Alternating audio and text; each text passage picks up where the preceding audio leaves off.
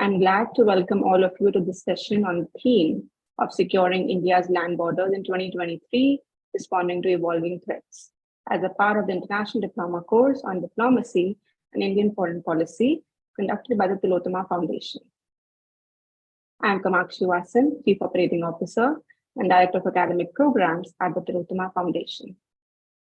Tillotoma Foundation works globally in the areas of international relations, diplomacy, area studies, gender, environmental, financial, scientific, strategic, and defense policy. To begin with, I would like to specially thank Mr. Soham Das, Chairperson Director, Tillotoma Foundation, for his constant support and encouragement for the ongoing International Diploma course in Diplomacy in Indian Foreign Policy. We at the Tillotoma Foundation are committed to enhancing knowledge, promoting critical thinking, dialogue, and fostering the exchange of ideas through various academic programs and research initiatives. Defense policy has been an area of focus with the Foundation. I am confident that this session on securing India's land border in 2023, responding to evolving threats, will provide an opportunity to discuss and understand the challenges, opportunities, and strategies related to India's land border security in the context of changing threat perceptions and regional geopolitical dynamics. India is a country with diverse neighbors, and the security of its land borders is crucial to ensure peace and stability in the region. India shares its land borders with 7 countries, and the evolving nature of security threats and geopolitical dynamics in the region necessitates a comprehensive approach towards securing our land borders. With the increasing security challenges and evolving threats, India must develop a comprehensive strategy that incorporates all aspects of land border security within its foreign policy framework. Kashmir, Ladakh, and the Northeast are some of the most sensitive areas, and it is imperative to address the concerns of these regions while devising strategies for securing India's land borders. Security and diplomacy go hand in hand in maintaining peaceful relations with our neighboring countries. To secure our land borders, we need to strengthen our diplomatic ties with neighboring countries, enhance intelligence sharing and surveillance mechanisms, and invest in advanced border infrastructure. Furthermore, the evolving nature of hybrid warfare and non-state actors exacerbates the complexity of India's land border security. Therefore, it is crucial to adopt a holistic and multidimensional approach that includes not only conventional military measures, but also non-military tools such as economic development and cultural diplomacy. As we move towards 2023, it is increasingly important to prioritize and design land border security policies that are responsive to the evolving nature of threats. At the Tillotoma Foundation, we are committed to supporting initiatives that strive towards achieving peace and stability. Through this session, as a part of the ongoing diploma course, we aim to foster productive dialogue and generate insights that can contribute towards understanding and addressing the challenges related to India's land border security. I am sure our esteemed speaker for today will provide valuable insights into the current state of India's land border security and what can be done to respond effectively to emerging threats. I am pleased to welcome our speaker for today, Lieutenant General Rameshwar Roy, former Chief of Staff, Southern Command, Indian Army, and Director General of the Assam Rifles. He was also the Corps Commander of the 16th Corps of the Indian Army headquartered in Nagrota in Jammu and Kashmir. Thank you, General Roy, for being here once again at the Tillotoma Foundation and sharing your valuable insights on today's special theme of India's land border security. It is an absolute honor to hear you speak on this critical issue. I would now like to request General Roy to start with his special address. Over to you, sir. Good afternoon, friends. I think the host has already given a very wonderful overview of the complete situation and the kind of talk that I'm going to cover today. Now, my mandate says that securing India's land borders in 2023, responding to evolving threats. Let me tell you right at the beginning, or remind you right at the beginning that when we talk of land borders per se, that includes by definition coastal belt as well. So what is in front of you, this India's map, it very clearly tells you as to how much is our coastline, which is indicated by about 7,516.6 kilometers. This coastal belt also includes your Port Blair and Andaman Nicobar Islands, which are to the east of India's map.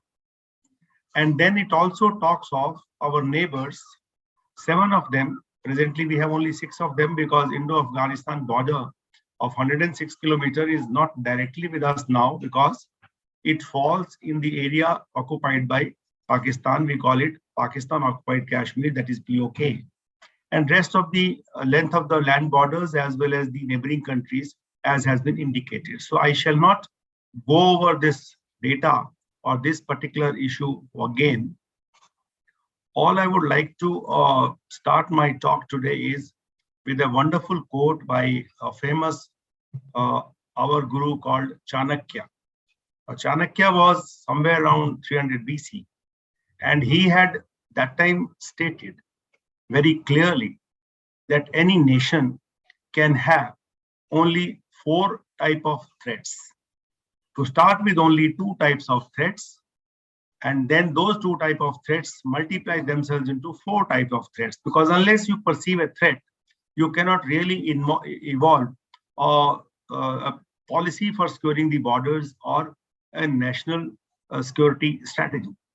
So he said that any nation can have 2 types of threats, external and internal. Obviously, the external threat would come from across the borders, and internal threat would evolve itself from within the nation itself. Now, the 2 dimensions of external threat, he further elaborates by saying that external threat would have a dimension of either external abatement or internal abatement. In our case, just to relate the issue on the ground, the external threat could be the abatement that can come to Pakistan from China or China from Pakistan, which is also quite clearly visible in as many conflicts that we have had in the past, including the recent one which happened in Eastern Ladakh. Whereas the external threat with internal abatement could be a classic example of the insurgencies in the northeast or the insurgencies in Punjab and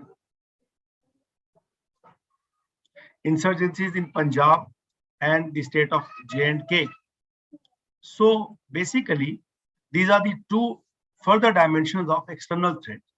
As far as internal threat is concerned, he elaborates that internal threat again can be with internal abatement or external abatement.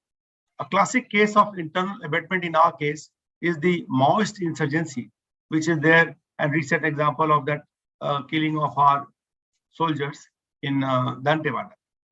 Or the external abatement to this internal issue could be as it comes from Pakistan in terms of transborder terrorism. So basically, he has tried to simplify the whole process of threat perception to a nation, that is external and internal, external with internal abatement or external abatement, and internal again with internal or external abatement.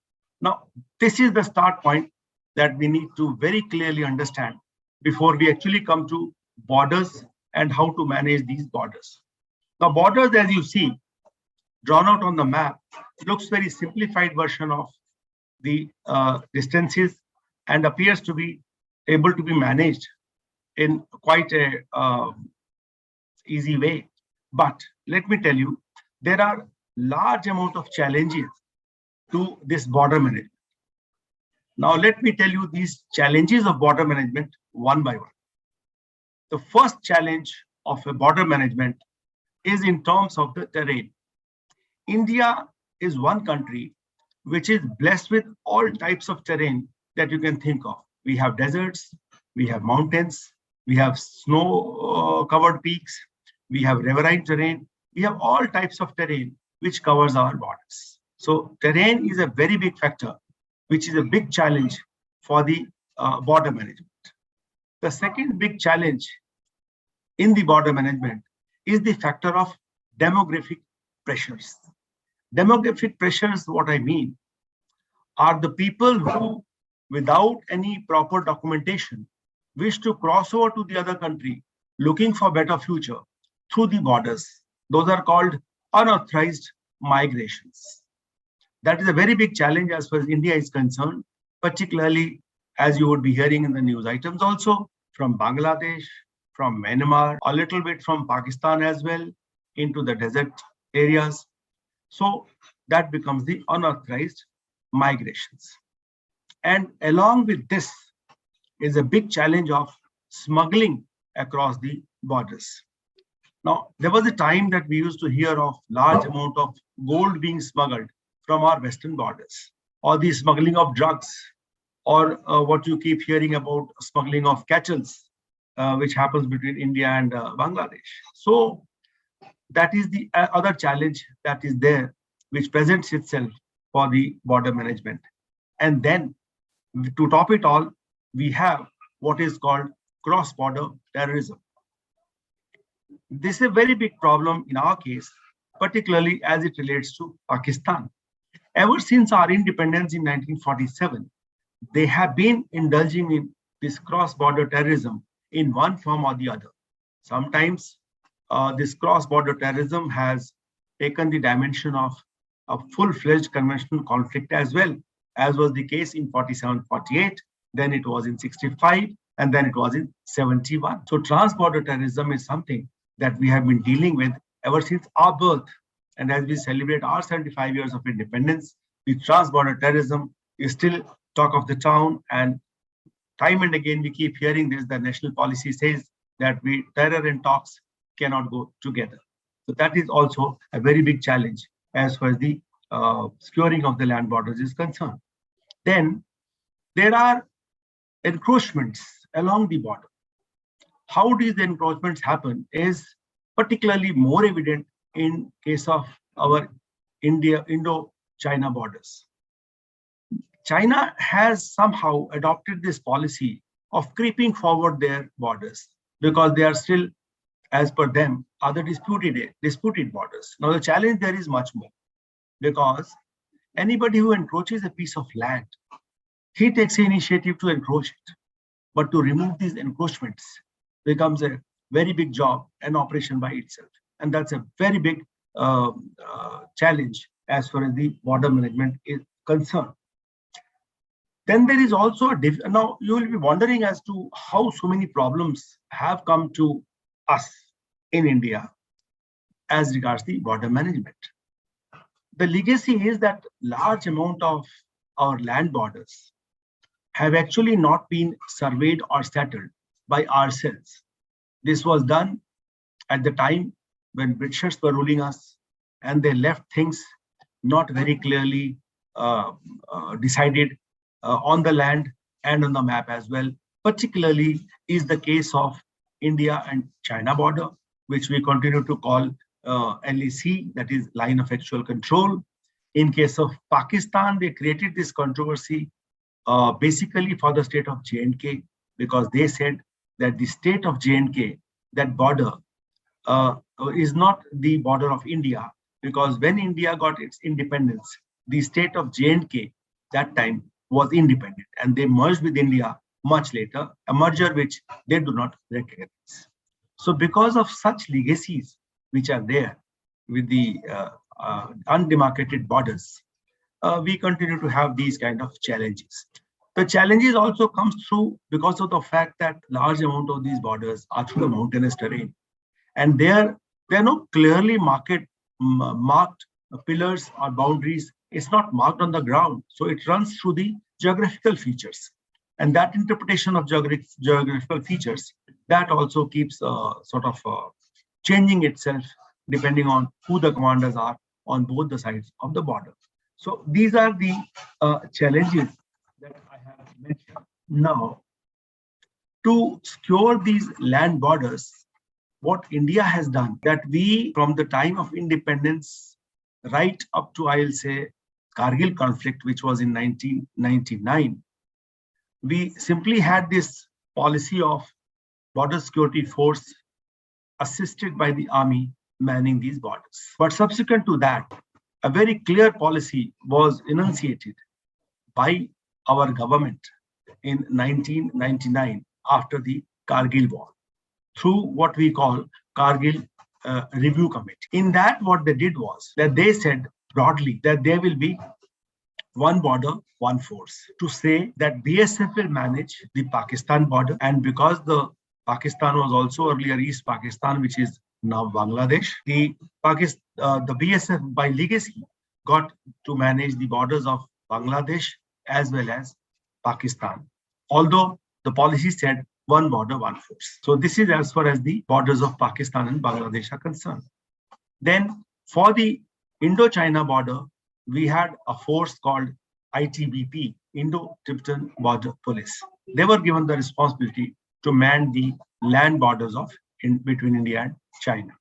Then Seema Sashastra Bal was given the responsibility for manning the border of Nepal and Bhutan with India. Then we had this Assam Rifle, which is in the east. They were given the responsibility of manning this Indo-Myanmar border of around 1,643 kilometers. This was as far as the one border, one force policy is concerned to man the land borders, which were with the other nations, that is 6 of them.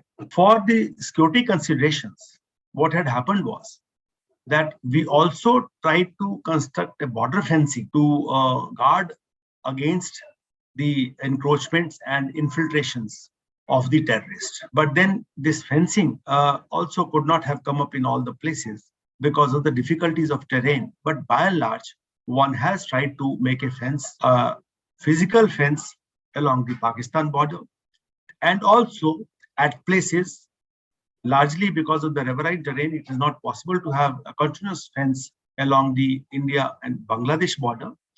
But by and large, there also a physical fence has been laid. But because of the difficulties of the terrain along the Indo-China, as well as all these states which are in the northeast and east, it was not possible to put a fencing of this kind of effectiveness as far as the physical fence is concerned. Therefore, alongside the physical fence, the borders all along, whether the fence is there or fence is not there, we also have what is called border outposts. And between the border outposts, we carry out an activity called patrolling activity, which is the regular movement of these forces which are manning the land borders, be it the BSF, be it the ITBP, be it the SSB, be it the Assam Rifle. All these forces, they continue patrolling to make sure that there are no encroachments or there are no unauthorized crossings, and should there be any, they get detected and remedial measures are taken. Now, this is as far as the border management of the land borders is concerned.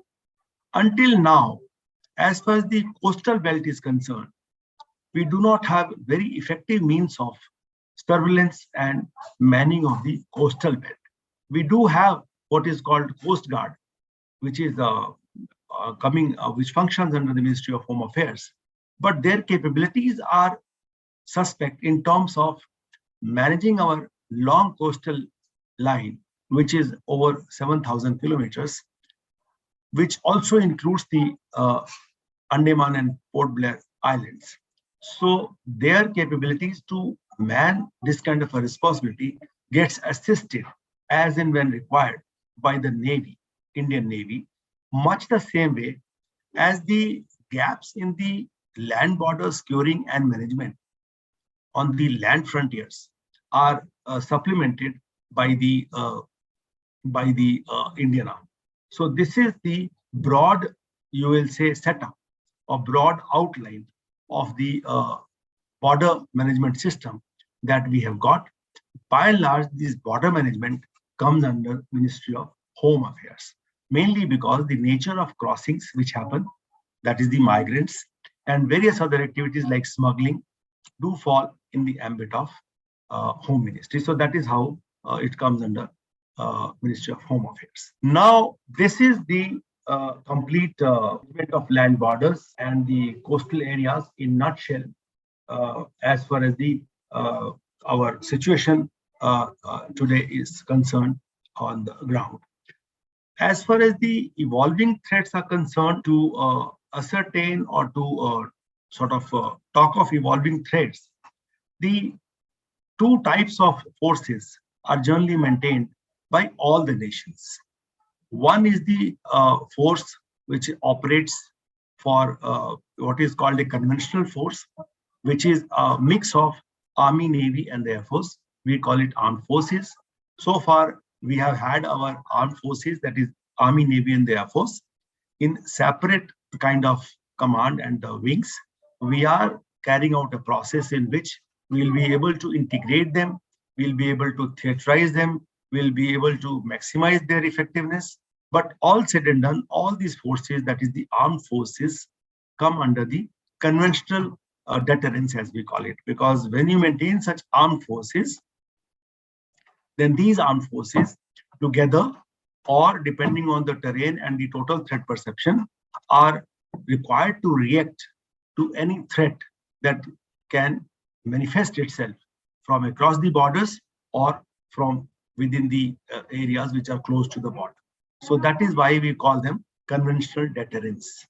And this conventional deterrence keeps its locations and keeps its force levels, it keeps evolving itself depending upon the inputs that keep coming on continuous basis as regards the threat in various sectors and areas are concerned. The second kind of force or second kind of precaution that we take, or the force that we maintain, will come under the nuclear forces or the strategic forces. Now, nuclear forces are again meant for the deterrence, but that is at a high level, and the control of which lies with the political leadership. The control of which, as far as our country is concerned, is not with the armed forces. Armed forces are controlling the conventional deterrence, and the nuclear deterrence are under the political leadership. So this is what is the two types of forces which are being maintained to ward off any threat which can emanate or which can manifest itself from across the borders. Now, you all must be wondering that while quoting the Chanakya quote, I had also mentioned about the internal threat, which can come through external abatement or through internal abatement. Now, internal threats basically are law and order being the state responsibility. They are with the state police and the state armed police, but their effort gets supplemented by a central reserve police force we have. We call it CRPF. So CRPF is a force which can again be applied anywhere to supplement the effort of the states wherever a threat to internal security is anticipated. Let us please understand, before I actually come to the evolving threats and what could be the future scenario, let us please understand that all these threats that we have spoken of, be it securing of the land borders or the coastal belt or internal threat, external threat, in whatever form they can manifest themselves, they actually come from what we call it is being monitored through a large amount of intelligence setup that any country has, and therefore a very vibrant and dynamic intelligence network is absolute must if we have to continuously monitor the kinds of threats which can pose themselves to a nation, to India or any other nation, or their magnitude of those threats, the time frame in which those threats can emerge. So if we have to assess this, then a huge amount of effort is involved in continuously monitoring the activities of the force levels of our neighbors, of within the country, outside, neighbors, extended neighbors, etc. The beat will keep on increasing. This whole subject of national security, which actually starts from these border management and in external as well as internal, the complete setup then will expand itself into a huge subject, each of arm of which will be sort of a subject by itself. Like right in the beginning, the host had mentioned that there are economic factors, there are environmental factors, there is energy security, there is a all kinds of, I mean, each and everything that you pick up has its dimension or its follow on the security of a nation, one way or the other. Now, what has been seen in the recent times, that the threats which are evolving for the future are more and more going to be assisted by technology. In technology, particularly the artificial intelligence, as well as the cyber warfare and space warfare. Now, cyber and space are different domains, a subject which requires a separate time frame itself to cover it. So is the case with your artificial intelligence. As of now, it is suffice to share with you all that the technology helps both ways. Technology helps both ways in detecting the threats through the intelligence apparatus, and also when the threats come, in fighting it out. For example, the satellites which are there, which give us huge amount of information regarding disposition of conventional forces and the activities of our neighbors regarding their conventional forces and their dispositions of the ships, submarines, aircrafts, activities, whole lot of other things. At the same time, when the time comes to defend us, the same technology will be utilized to intercept them and to neutralize them. So therefore, this technological development which is taking place, it will be a cutting edge both ways. It will help us in finding out the threat. It will also help us in neutralizing threat. And therefore, what is being now seen and this complete process of evolving threat, we say that it may manifest itself in what is called hybrid warfare. A hybrid warfare is the one where you will see a small level terrorist group on ground in a particular area. At the same time, you'll also have the threat of nuclear weapons being used in the same way areas. We do not want to go into details. It will be time consuming and presently outside the preview of what I have been told to cover. But suffice to say that look at the technology. I mean, we are looking at the UAVs. We are looking at the drones, which will be used for intelligence gathering as well as for weapon delivery platforms. And what we say that we need to have some kind of international convention regarding use of what are called the autonomous weapon platforms, which are once you launch them, then the target data is fed into them and they'll go and destroy the target without using any further discretion as to what is going to be the collateral damage in terms of innocent civilians being killed, innocent infrastructure being destroyed. So all those things. And therefore, these are the emerging threats for which one has to be prepared. And cyber warfare, for example, is really going to come up in a very big way, because that is one thing which neutralizes the threat and the emerging threat perception or the threatening targets by simply neutralizing them. I mean, it is like, by jamming them, simply jamming them. Recent news was there that the China has been trying for the last 3 days to nearly jam the entire space of Taiwan, for that matter. So these are the kind of things which are going to threaten us in future. Kind of a threat which will not be visible, yet it will destroy us. Say economy is one such threat. The food security and energy security is other kind of threat. During COVID time, we saw that such a pandemic is also a kind of a threat which impinges on the security of the nation. So therefore, what I basically want to say that the threats which are going to emerge will be much beyond these narrow beam of land borders and the coastal belt. They will be manifesting themselves much beyond the land borders and coming from not only immediate neighbors, but it can come from anywhere as far as the distances are concerned. Since my time has been given between 30 to 40 minutes, and thereafter I have to invite the questions. I would like to sum up by saying that there is a very famous quotation which says, strength of a chain is as strong as the weakest link in the chain. So if we have this entire issues which are threatening our security or threatening our existence, in that the weakest or the strongest link has to be what we call intelligence. If your intelligence setup is very strong for the nation, we will be able to discern the oncoming threat or threat which is going to manifest itself sooner than the threat can go beyond our capacity to neutralize. And therefore, we need to focus on this aspect of national security or the manning while we man the border. When I border means the post as well. We need on the gathering of intelligence. Either it is from across the borders or it is from within the country about the people, about the population, about the groups which are not really friendly to the national interest and all.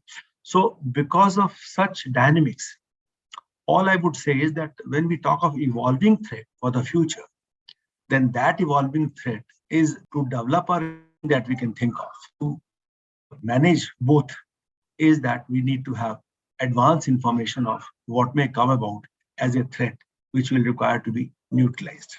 And to understand that, we need to have a very, very strong and vibrant and dynamic intelligence setup. If your intelligence setup is weak, even the mundane threat will not be anywhere close to high technology can come and cause damage to our national interest. But if our intelligence is very strong, then even a high technology threat, we should be able to detect with our same. So that is how perceived. So say that will not be flown by the pilots. There'll be pilotless plane because management in the entire game of this national security and the managing the security, the most expensive factor is always remains to reduce the human factor, because human factor by bringing in the technology, and by virtue of that all the nations are trying to balance out the budget by saving the man which is involved in the securing of these assets and the borders and the rest of it. That is being so. That is where I would like to end. That there is stress now is on technology, cyber warfare, which like talks of the space, talks of the technology, which is going to have the artificial intelligence as one of the major issues. And this is % move on. But this I have been able to give you a very, very basic exposure to this entire process of threats which can occur in future. Thank you, Lieutenant General Roy, for sharing your valuable insights with us today on the theme of securing India's land borders in 2023, responding to evolving threats. Your extensive experience and knowledge in the field of border security has provided us with a deeper understanding of the challenges which is faced by our nation's armed forces. Your emphasis on the need of modernization, upgradation of equipment and technology, as well as strategic alliances with neighboring countries to enhance cross-border cooperation has given us a lot to think about. You also talked about the overall border management system. You mentioned that there are various types of forces which we maintain to secure our borders, including the army, paramilitary forces, and intelligence agencies. Along with this, you mentioned conventional deterrence and nuclear deterrence, and highlighted the importance of a robust defense mechanism to tackle evolving threats. We appreciate your emphasis on the significance of joint training and capacity building programs to equip our armed forces with the required skills and expertise to respond effectively in the crisis situation. You also mentioned about vibrant and dynamic intelligence network that is essential for anticipating and countering security threats.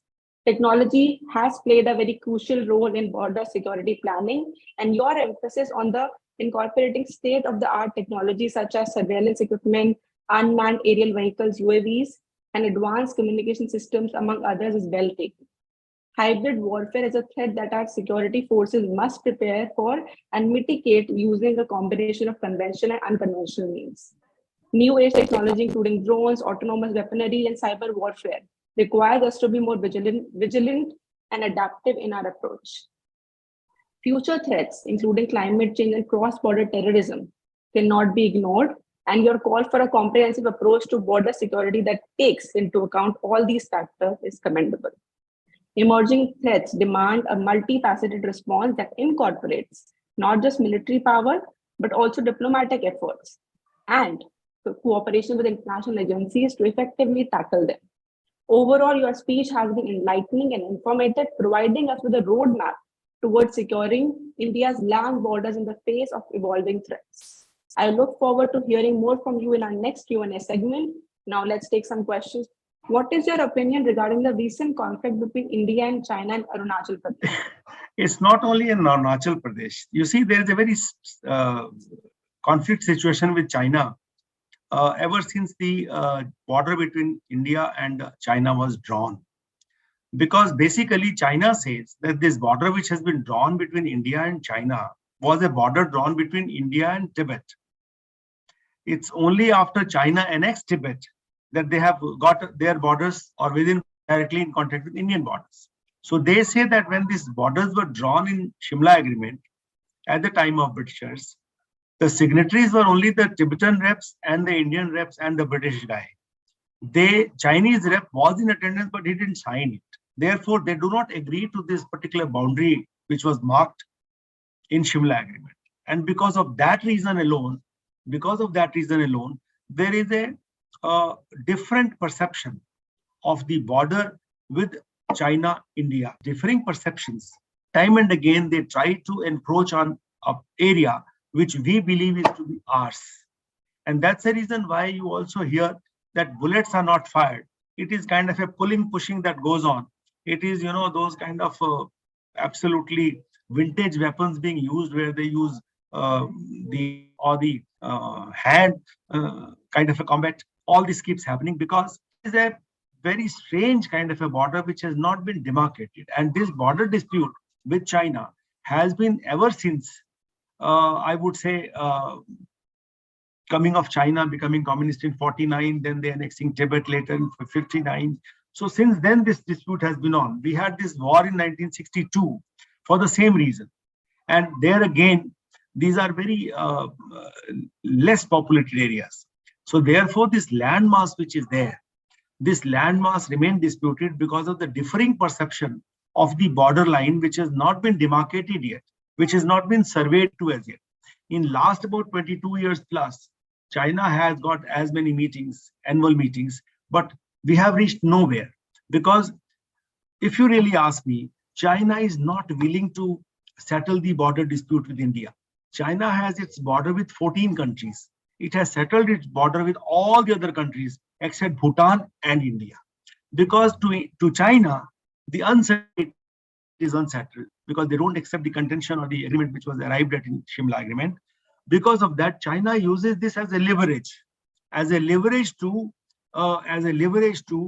get in when it wants to, as in it wants to put India down or take it in competition. So this is a leverage. It happened in Arunachal, or it will keep happening in Arunachal. It can happen in the central sector, as we call it, sugar sector, which is the Joshimath area. The Joshimath area. It can happen further in the keep happening all over because of this issue that China uses this border between India and us, India and China, as a leverage to get into conflict situation to put down India.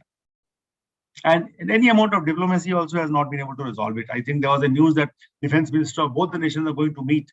They'll have 18th round of talks as far as the Ladakh is concerned. But let me assure you, nothing is going to come of it, even from these talks. Thank you so much, General Roy. Next question. So what are the key security challenges posed by Myanmar's proximity to the Golden Triangle and the opium trade? And how can these challenges be addressed through bilateral cooperation and regional partnerships? You see, you're talking of the drug trail, is it? Drug trade.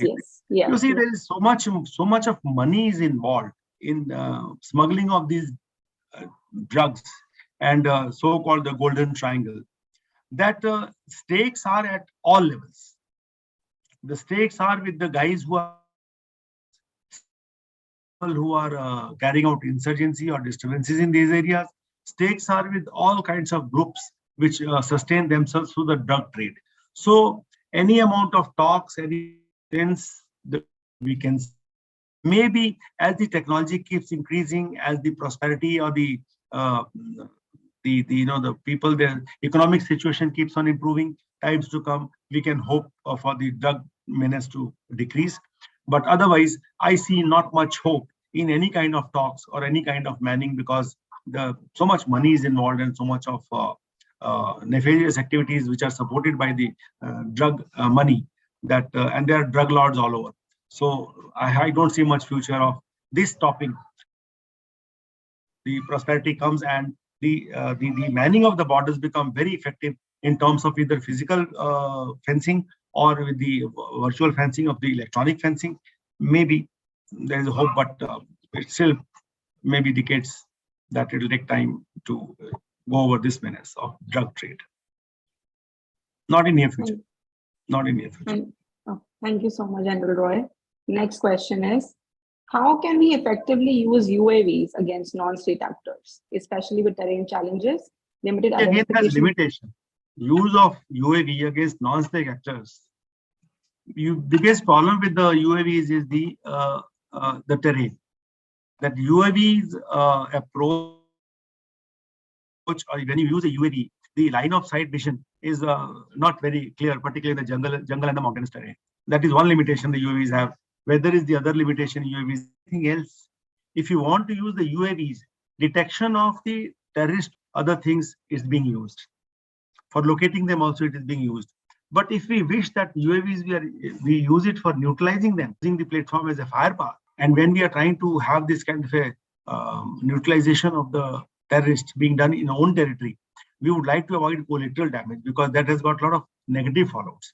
So that is the reason why not only the UAVs, let me tell you that against the terrorists in India, we have also not really been very liberal, or we have not used the automatic weapons or heavy caliber weapons because of the same issue of collateral damages, which is a very big issue when we want to fight the terrorists in our own country.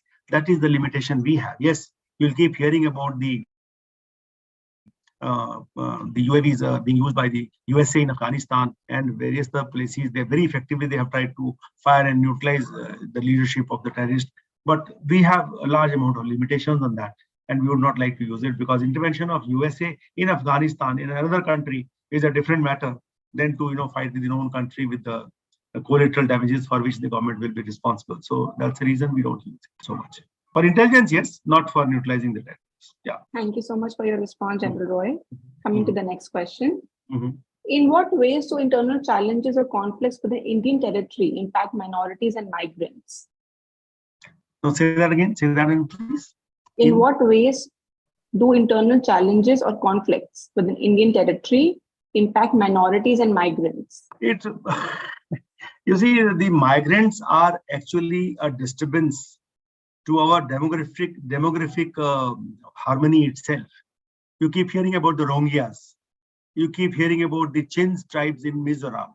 You keep hearing about a large amount of Bangladeshis which have migrated, oblique infiltrated into Assam, into right up to Calcutta. So they basically, these migrants are, you can say, creating pollution in the existing demographic balance of our country. In large measure, for example, the migrations in the northeastern states have, in many places, toppled the demographic divide so much that there have been a demographic inversion. I mean, where they were in minority have become in majority because of these migrations. So that is how the migrations become a large amount of threat to the social fabric of our nation. And there is no way that we can effectively stop these migrations for a very simple reason that we have large population neighbors, particularly Bangladesh. A large amount of these things are coming from Bangladesh because of the large amount of population, and the people find better opportunities in India. It comes from Myanmar because of the military rule there, and people are getting victimized there. Therefore, the Rohingyas settlements are being destroyed and they are migrating to India. And large amount of Chins also for the same reason, they migrate to Mizoram.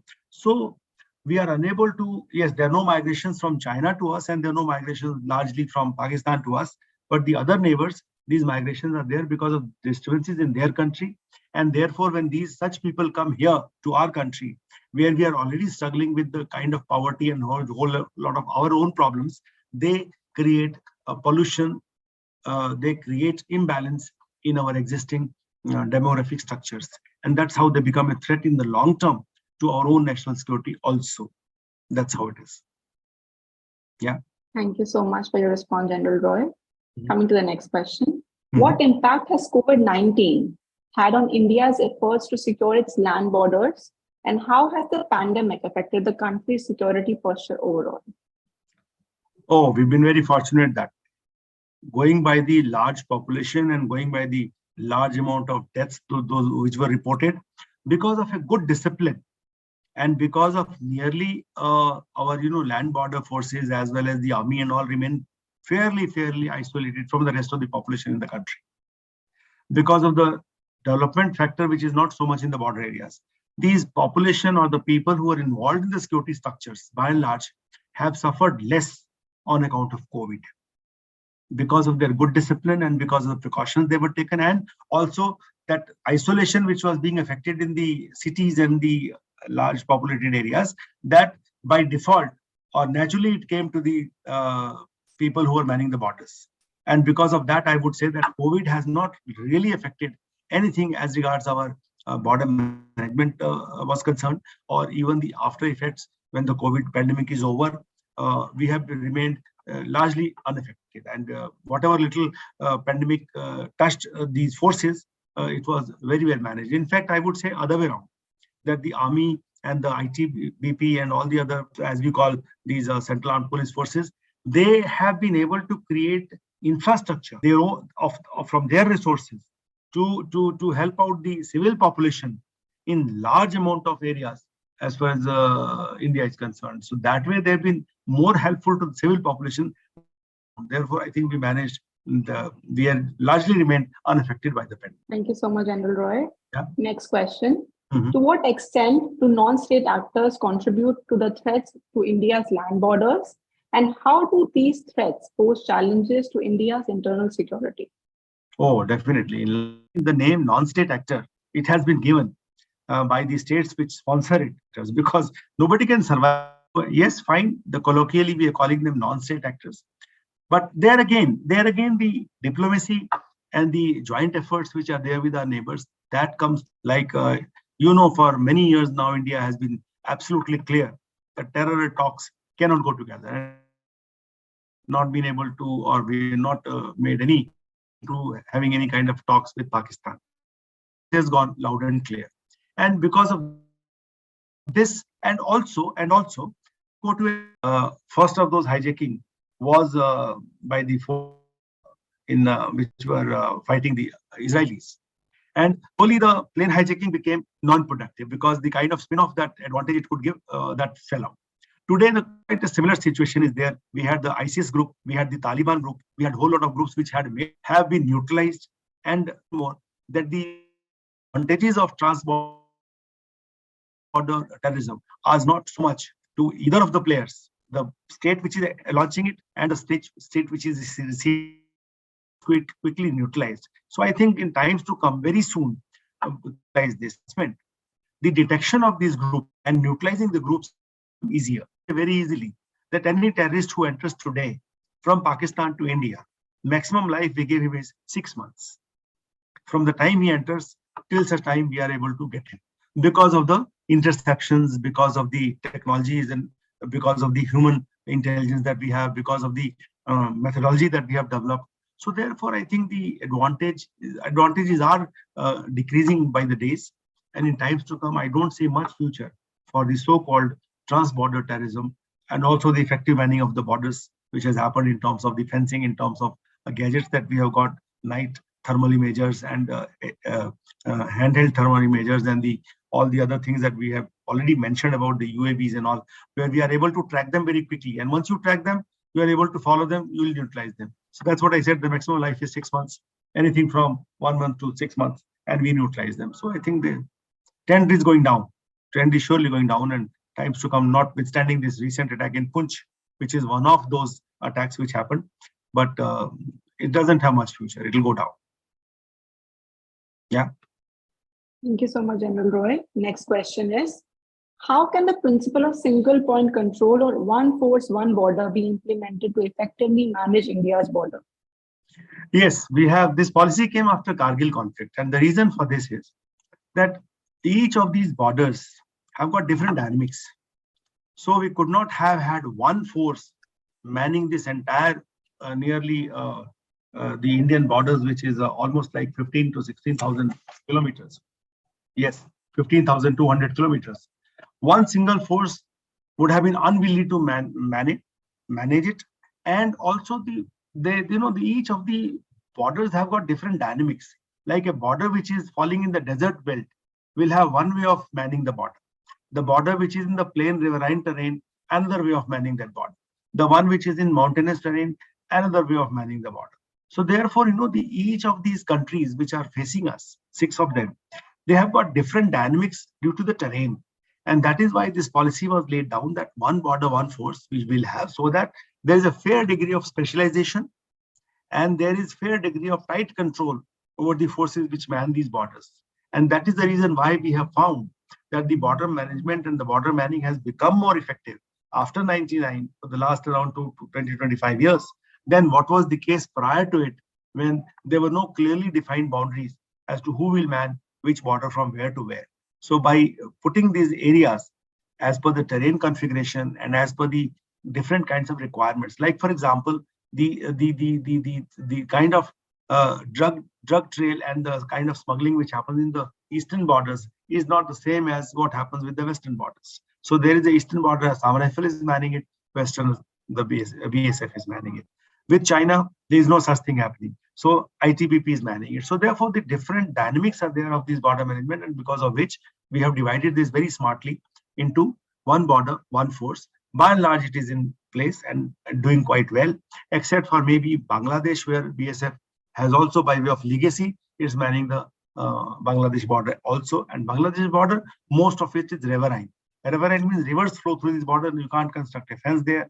And to man these borders, you can't make an outpost there because the rivers will wash it off. So because of such difficulties, they are having difficulties, but by and large, this one border, one force has been done because of these limitations and is doing well. Yeah. Thank you so much, General Roy. Coming to the next question. So why is it crucial to provide troops with effective training in the proper usage of advanced weapons technology, particularly in the context of armored vehicles or artillery? No, I mean, why is it possible to give them, or why is it crucial? Why is it crucial to provide troops with effective training in the proper usage of advanced weapons technology, particularly in the context of armored vehicles or artillery? Yes, it's crucial to provide such training because let me tell you one thing, gentlemen, that you people may not have been in dangerous situations or the war situations. When you are in danger of your life getting threatened and the bullets flying around and the you don't know which one will hit you, you normally forget which is your left hand and which is the right hand. And you normally lose your many of the senses which we are very confident of. So Indian Army, Navy and the Air Force does a training in such a manner that handling of every weapon or any kind of equipment becomes a habit and it becomes an instinct. So because of that, you will never forget to handle these weapons under stressful situations also. Even we used to wonder during training time as to why do we have to make handling of these weapons in day, night, morning, evening, rains, no rains, winter, anytime, all the time. But then we realized that when in dangerous situations where you're losing your senses and your reactions get slowed down, unless the whole thing is built into you like your own body, and that should be the degree of synchronization and training, you will not be able to use them very effectively. And that's the reason why huge amount of training effort goes into training the men with equipment and weapon and ammunition with which he has to go into war. And there's a very famous quotation in the Indian Army, or maybe all armies in the world, that the more you sweat in peace, the less you bleed in war. Because the more you sweat in peace means you are totally in sync, in tune with the weapon as if it is part of your body. It's like simply driving a vehicle.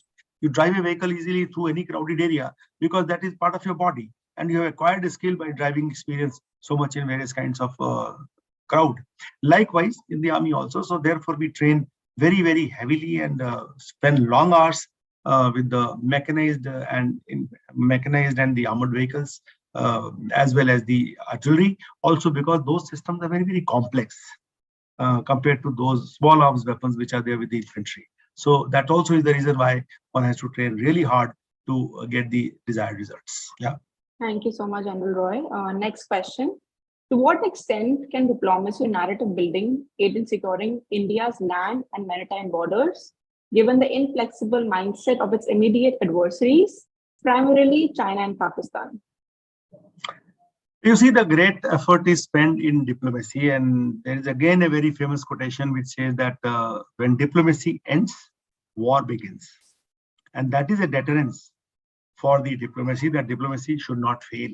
And that's a reason why no matter what relationships are on the ground between the two nations.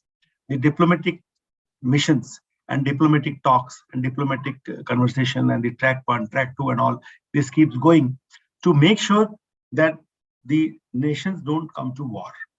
So to that an extent, diplomacy is very, very important. And in any case, the bottom line logic is that even if two nations go to war, ultimately, after the war also, they'll come across the table only to resolve the gains and losses of the war and to redraw the boundaries or draw the fresh boundaries. So because of that reason, the diplomacy is a very, very integral part of this entire process of engagement between the two nations. Diplomatic engagement continues, it goes on continuously. It's only when it fails that the nations get into war. See the latest example, if you really take of Russia-Ukraine war itself, that diplomacy failed because Russia had never wanted Ukraine to join the NATO. And it couldn't deter them from joining the NATO. And it felt that it's going to join, and therefore it attacked. And now to stop them. But again, the people are looking for ways and means to bring them to the table, to talk it out as to, okay, fine. If he doesn't join, then let's see what's the position. And that's the reason why the diplomacy is a very big intrinsic part of the conduct of relations between two nations, and it has to go on. It's absolutely like two sides of the same coin, war and diplomacy. Yeah. Thank you so much, General Roy. Next question. What measures has India implemented to address security threats posed by technology such as cyber attacks, and how effective is the Indian intelligence in resolving security issues? Additionally, what further actions are required to improve the security situation? You see, India is also I will not say cyber warriors, but India is also trying to develop systems which are fairly ruggedized, and they are not prone to the attack by the cyber warfare. And this is something, it is like, this is a seesaw battle that goes on, that other nations will try to disrupt our systems, and we will try to learn our lessons with each of those disruptions and take precautionary measures and put in the checks and balances in place. So I would say to that an extent, India is fairly advanced technologically. And as you know, that India is doing quite well in the computer technology and the software technology. We have a say in the good share in the world market also for all this, and therefore we are at a pretty good level there as far as the technology is concerned. And this process goes on. Sometimes you have the best of the means adopted to have those screen and firewalls and all that. They also get penetrated and your systems can get infected. You learn the lessons, and next time you come out with a better version of the whole thing to protect yourself further. When you talk of intelligence per se, Indian intelligence, actually, biggest problem of Indian intelligence, if I really share with you, is the integration of the resources. We have various intelligence agencies which are working in the country at state level and at the national level, also through the electronic means and through the human intelligence. The problem is their integration, and this integration process is a big problem, not only for the resources, intelligence setups and intelligence systems that we have. Integration is also a problem with the all kinds of forces which we have, including the Army, Navy and their force, including the Central Armed Police Forces that we have, theirs with the state police forces. Because, in India, our biggest problem is that everybody thinks that he is head of a kingdom. He is head of his setup, and he is the boss. Now, this boss mentality, nobody wants to surrender to another boss. And that becomes a very big problem. Though we are trying to integrate it, but still a long way to go of this integration.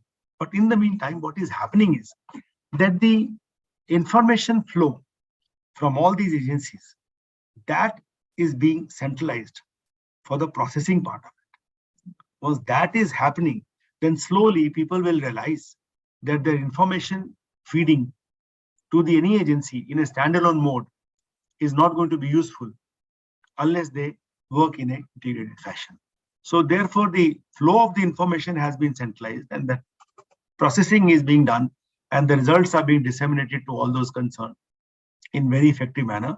But the integration process, be it of the inter-sources or be it of the armed forces, that still is some way off and some time before they really get integrated. And that's where the problem or the pitfall is. Thank you so much, General Roy. Next question. Can you shed some light on the current status of Nemu Padam Darja Access project and how is it expected to enhance the mobility of Indian troops in Ladakh? Nemu Padam is a separate axis itself, which will be able to basically when you say all these axes which get developed is for application of a force. In mountains, there's a limitation. How much force can you bring in through one particular axis or one setup of roads? So if you have 2-3 different setup of roads and axes leading on to a place, then it becomes easier for application of force.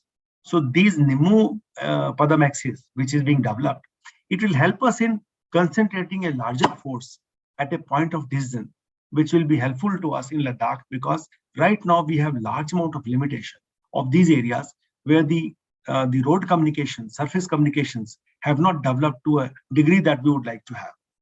Some because of the reasons of less population and therefore it was not cost effective to develop it, and some because we had our own calculations to say that better the communications you will develop, more resources you will have to commit to guard those communication assets. So this balance is being now achieved, and number of axes only help us in putting down maximum combat potential at a point of decision to win the war situation. So at that level, definitely, it is going to increase our capability to concentrate large forces in that area. Yeah. Thank you so much, General Roy. So as you were the Director General of the Assam Rifles, so what are the unique features of the Assam Rifles as a border guarding force? And how does the absence of an officer offer cadre affect its operations and effectiveness? See, Assam Rifle is the oldest Central Armed Police Force. In fact, let me tell you that having been the DG of Assam Rifles, Assam Rifle is the only truly paramilitary force. And why I say so? Because Assam Rifle entire leadership is commanded by the Indian Army. Indian Army officers go on deputation to Assam Rifle to command the Assam Rifle battalions. And within the battalion also, we have the Indian Army officers. So therefore, the leadership of Assam Rifle is army-based. And because of leadership is army-based, it assumes a paramilitary character. Assam Rifle is over 200 years old force. And from 650 Kachar levies, it has grown today to a strength of around 65. It has got 48 battalions, which is guarding the Myanmar border. It guards the Myanmar border. At the same time, it is also forming part of integrated grid with the army to fight the insurgency in the northeast. So this particular force is effective to the extent of as effective as the army because of the army leadership. And that can also be gauged from the fact that in 1962, when China had attacked India, largely starting from Sikkim to Arunachal, to all these states where the Chinese came, it was the Assam Rifle shoulder to shoulder with the army which guarded the national threat at that point of time.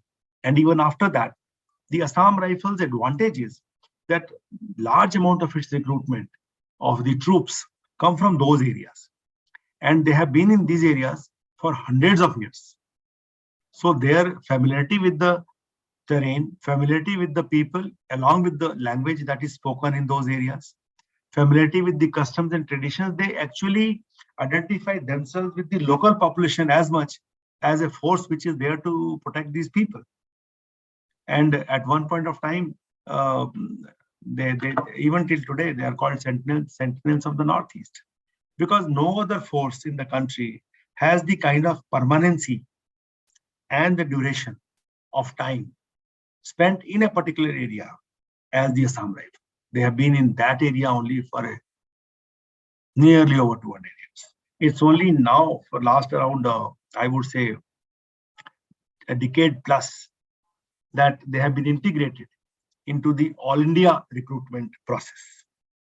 So now recruitment to Assam Rifle also is part of the All India recruitment which happens to all the Central Armed Police Forces, which includes your CRPF, ITBP, CISF, SSB, BSF, all this. But here again, the people of the Northeast who are there, who apply for that recruitment, majority of them opt for Assam Rifle as the first choice by virtue of being closer to their home state. So therefore, it's a unique character of Assam Rifle in the areas where it operates, for its language, culture, comfort zone that it has with the people and population. It's best suited, and it has contributed most to the security dynamics of the northeastern states, which we refer it as one mother and seven sisters. So that's how it is. Thank you so much for your insightful answer, General Roy. Next question. How does the management of the LSC on the Tibetan side by the border guards divisions of the Chinese People's Liberation Army compare to India's operational control? And what are the implications of this difference for India's border security and military preparedness in the region? Yes, a very good question, actually. All the questions are good, but I'm just saying a very good question because this is what explains the entire confusion which prevails in the Indo-China border. Firstly, the command and control which is there along the LAC across the border is more integrated with one single command, single force, with very good infrastructure in terms of living areas, the connectivity of the road surfaces, and communications. As you come this side, there is a fair amount of confusion. It is between ITBP and the army. A lot of coordination issues are there. It is the language is also a barrier. The commanders are plentiful. Like as of today, I'm talking to you, the border between India, China, across the border, it's one commander controlling everything. This side, there are three commanders. There is Northern Command, there is Central Command, there is Eastern Command. So 3 army commands get involved, nearly 3 Air Force commands get involved, and therefore situation becomes that much more difficult. Again, that single issue of integration. When integration happens, we have a hope that this whole process will get more simplified, because everywhere in life, actually, it's a matter of coordination. Even when we have our own body coordination, if it falters, we'll not be able to carry out our function, or due to a function of even walking around the area or doing our jobs. So this is the whole problem with what Chinese have on their side and what we have on our side. We're learning our lessons, and slowly this kind of integration is being achieved. We do hope in near future that we'll be able to have this, I would say, coordination and the connectivity properly meshed and overcome this issue of imbalance which is there right now. And that keeps creating problems of various types that we keep hearing about. Yes. What is the problem area? Yeah. Yes. Thank you so much, General Roy. Next question. How can the government ensure that the border guarding force remains focused on its principal task of securing India's borders? And what impact does the deployment of this force for other internal security duties have on border security outcomes? Excellent question again. Excellent question again. You see, this is the problem. We get too much into ad hocism, and therefore these border guarding forces should not be moved from there. You know, everybody takes it that they are specialized force for everything because they all come under MHA. Now, Ministry of Home Affairs has got one single force, CRPF, that is meant for internal security issues. But when the requirement is for more, and the CRPF is not available in that many numbers, then they pull out anybody from anywhere, whosoever is available. So you will find that this mixture keeps coming, you know, which is detrimental to the border guarding forces. We have the numbers which are required only to guard the border, then border guarding itself is a very specialized task. They should not be pulled out to do the job of equivalent of a CRPF.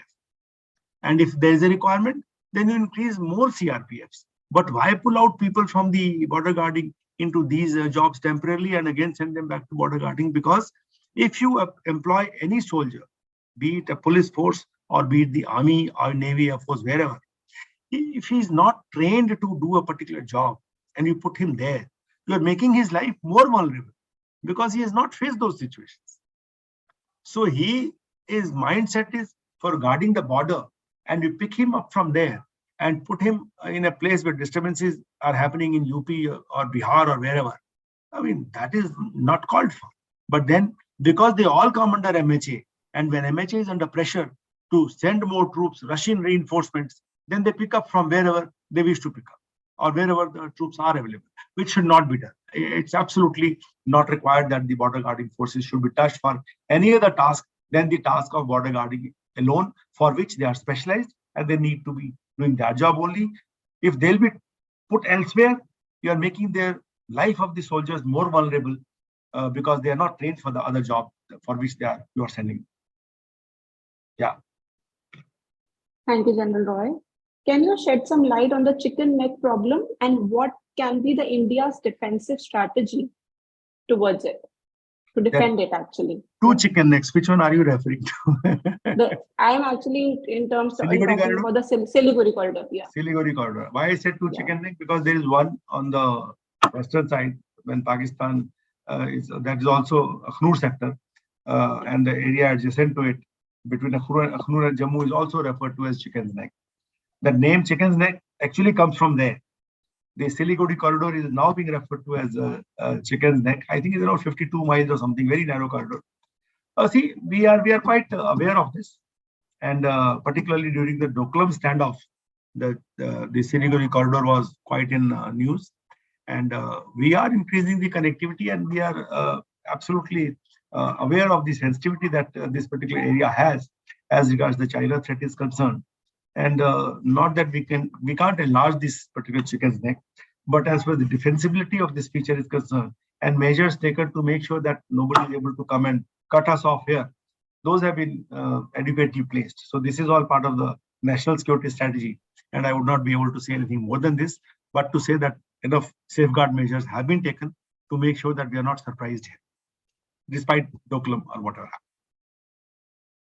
Yeah. Thank you so much, Lieutenant General Rameshwar Roy, for giving an excellent overview on today's theme, securing India's land border in 2023, responding to evolving threats. Your insights have shed light on the challenges faced by India's land border security and the measures needed to address evolving threats. The issues of cross-border crime, terrorism, and insurgency have emerged as significant threats to India's national security.